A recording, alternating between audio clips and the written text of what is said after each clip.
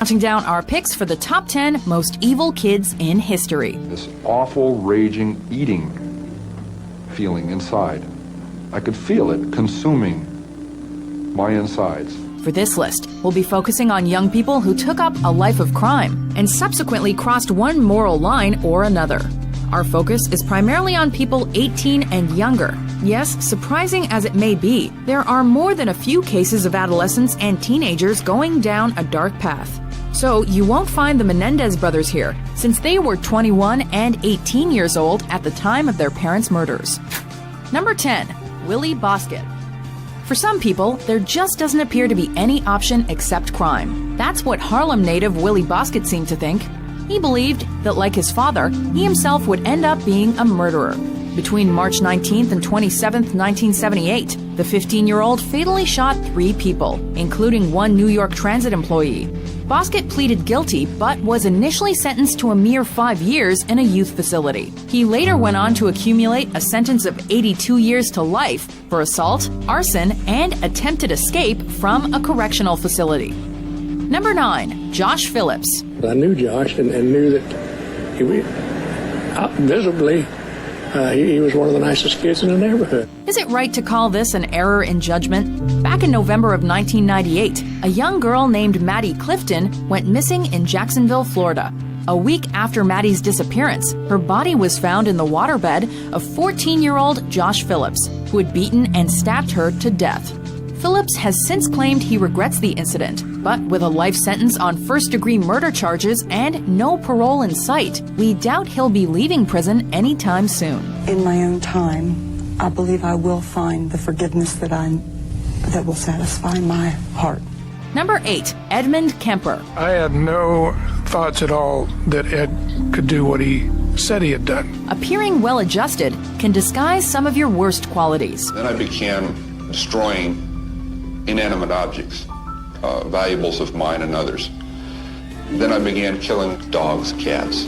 For instance, young Edmund managed to convince psychologists at the Atascadero State Hospital that he was of sound mind, despite having killed his grandparents in the aftermath of an argument when he was 15. He called his mom after he killed his grandparents, his father's parents, and said, "Mom, I just killed.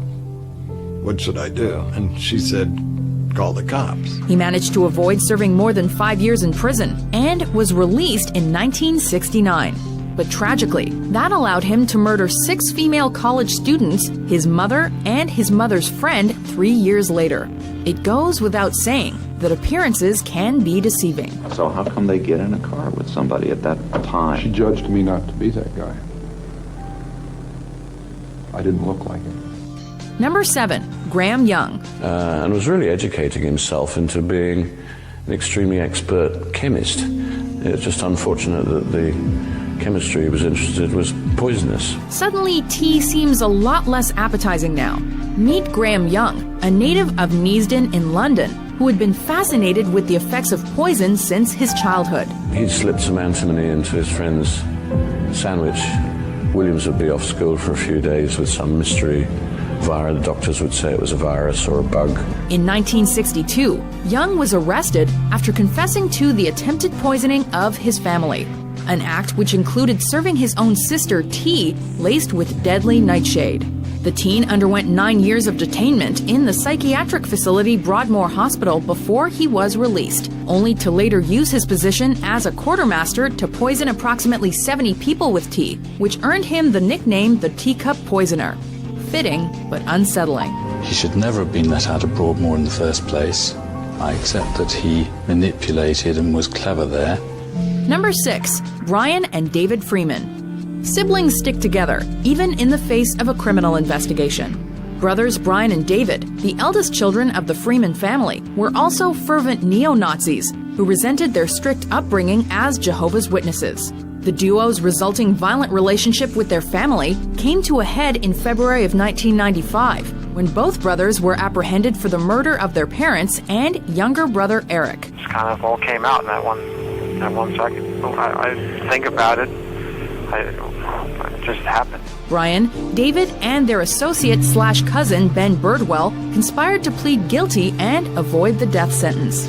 They got their wish, but landed lifetime sentences in the process. I never thought about the consequences of anything I did at that age. I was impulsive. I didn't care about the future. Number 5. Brenda Spencer. Doesn't seem like a valid reason for murder. Yet this is supposedly the excuse 16-year-old Brenda Ann Spencer gave for committing a school shooting. On January 29, 1979, Ms. Spencer fired 30 rounds of ammunition at Cleveland Elementary School. The shots killed the school's principal and a custodian, while leaving 8 children and a police officer injured. Upon surrendering to the police, Brenda pled guilty to 2 counts of murder and assault with a weapon, earning her a sentence of 25 years to life. This is the type of case where, in our view, she should never be released from prison. She should spend the rest of her entire life in prison for what she's done. Number 4. John Venables and Robert Thompson. He took my around, so I can start the film bricks out. And then... Who did?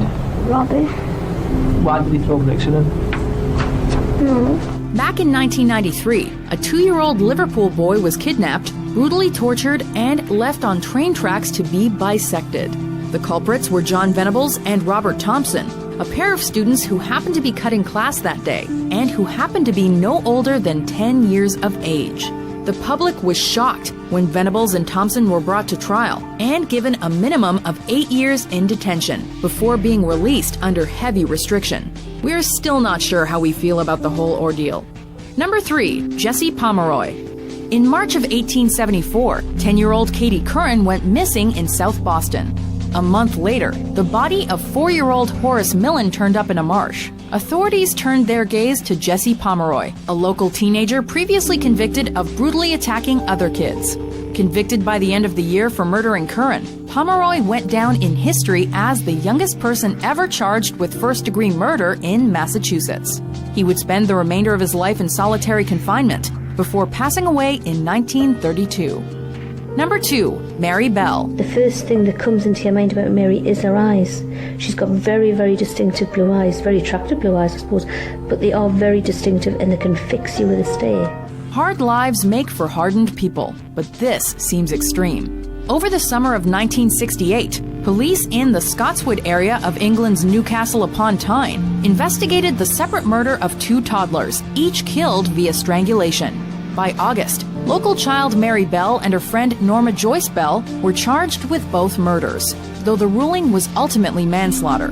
While Bell's friend was acquitted, Bell herself would spend 12 years in prison based on diminished responsibility. She had certain things that one felt were missing in her emotions. That was my impression. It was ruled that Mary had symptoms of psychopathy and posed an uncontrollable threat to children. Given the circumstances, that doesn't seem like a bad call. She'd come out of it as a very balanced, sensible person and has sorted out her life with some ups and downs in it, and I think has become a very good citizen. Before we unveil our number 1 pick, here are some honorable, or in this case, dishonorable mentions. I wasn't thinking that night. I mean, I wasn't like mad at them or anything like that. I feel like it just happened. If I knew then what I know now, I would have never have been there. I would have stopped everything from happening, and I would have never let Shanda be picked up. Shirley writes in a journal, "We killed an old lady today, and it was fun." Number 1. Eric Harris and Dylan Klebold. No, you goddamn piece of punk-ass shit! Do not mess with that friggin' kid! If you do, I'll rip off your goddamn head! We've seen more than a few school shootings in history, such as those perpetrated by Mitchell Johnson and Andrew Golden, Jamie Rouse, Kip Kinkle, and Barry Lukaitis. But the one orchestrated by these 2 is by far the most traumatizing. Eric Harris and Dylan Klebold, a pair of troubled teens from Columbine, Colorado, began preparations in 1999 to lash out against society. The duo marched into Columbine High School on April 20th, carrying homemade bombs and various firearms, proceeding to kill 13 people and injure 24. To top it off, Harris and Klebold simultaneously committed suicide as police entered the school, ensuring that the pair could not be brought to justice. These 2 kids did not come out of their